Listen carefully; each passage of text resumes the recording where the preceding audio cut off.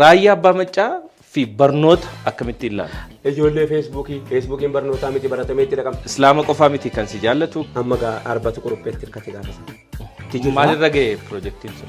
Abiyyi Ahmed bira dhaqee akkanaa gargaarsaa fi ayyamaa akkan itti hawaasa keenya gargaaruun dhabe.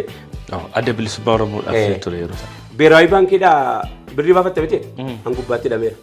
Manzumaan kee immoo namoota kan biraarraa addaan 83 awwaraanan ture. Irraa immoo dhumuu jedhan yeroo tokko gadi taa'ee waan hawaasa isaa gargaaruudhaaf itti ergate irraa parsantii hammana irraa nyaata jechuu dhaga'uu dhumti kan kooyyuu waggaan keenya mallee. Jechootuma afaan Oromooyyuu hedduun barachaa jirra. La Oromoo raayyaa Abbaa Maccaan eessatti ha'u lanyaan raayyaa Abbaa Maccaan seexan jedhe nan beekuni. Bakkumatti namni sin qabdu jedhama. Kanaaf harka ormaatiin nu qabani. Taaddalaa Gammachuurraas gaafa dhaga'u anuu wallisuudhaaf deemnaani. Fiiziksiidha jedhanii sibiila.